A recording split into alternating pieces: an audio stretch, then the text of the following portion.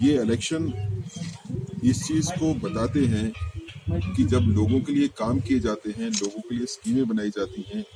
और उस पर अच्छा काम होता है तो लोग जो है वो गवर्नमेंट को वोट डालते हैं।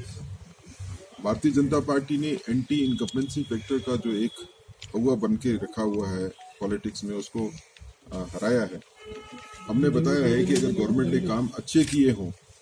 तो एंटी इनकम्बेंसी फैक्टर जो है वो कोई मैटर नहीं करती।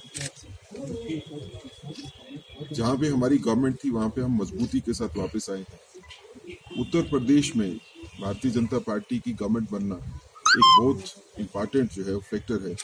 पॉलिटिकल सिनेरियो में रिसेंटली, और इससे 2024 के जो इलेक्शन पार्लियामेंट में होंगे उसमें भारतीय जनता पार्टी उम्मीद करती है कि जितनी मेजॉरिटी के साथ हम पिछली बार पार्लियामेंट में आए थे उससे ज़्यादा बेहतर परफॉर्मेंस जो है हमारी पार्लियामेंट में होगी और मोदी जी के नेतृत्व में एक बार दोबारा भारतीय जनता पार्टी जो है वो गवर्नमेंट बनाएगी। तो यहाँ पे भी जैसे डिलिमिटेशन प्रोसेस जो है वो ऑलमोस्ट कंप्लीट हो चुकी है, और डिलिमिटेशन प्रोसेस जो है उसके खत्म होने के बाद जैसे कि होम मिनिस्टर साहब ने कहा है कि यहाँ पे फौरन उसके बाद जो है वो इलेक्शन 6 महीने से लेके 8 महीने के बीच में होंगे। तो जैसे इलेक्शन कश्मीर में होते हैं, मुझे लगता है कि जितना पॉलिटिकल पार्टीज की रिस्पॉन्सिबिलिटी उस इलेक्शन में होगी उससे ज्यादा रिस्पॉन्सिबिलिटी जो है वो वोटर्स की होगी, खासकर कश्मीर के वोटर्स की।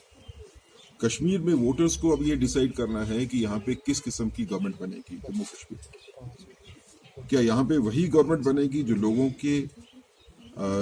खून बहाने का काम करती रही है, लोगों को गुमराह करने का काम करती रही है,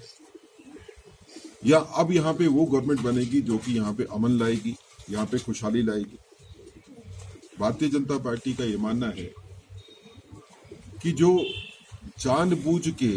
अफवाहें उड़ाई गई आज तक लोगों को गुमराह करने के लिए कि भारतीय जनता पार्टी जो है उसकी कश्मीर में बेस नहीं है, कश्मीर के लोगों में बेस नहीं है, वो बिल्कुल उसका कोई रीजन नहीं है उस पर बिलीव करने का।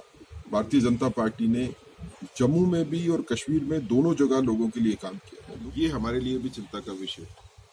और खासकर जो पॉलिटिकल फील्ड में काम करने वाले हैं, जब उनकी टारगेटेड किलिंग होती है तो उस किलिंग का मकसद होता है कि जो पॉलिटिकल प्रोसेस एक शुरू हुई है उसको डीरेल करने के लिए। लेकिन मुझे लगता है कि जितनी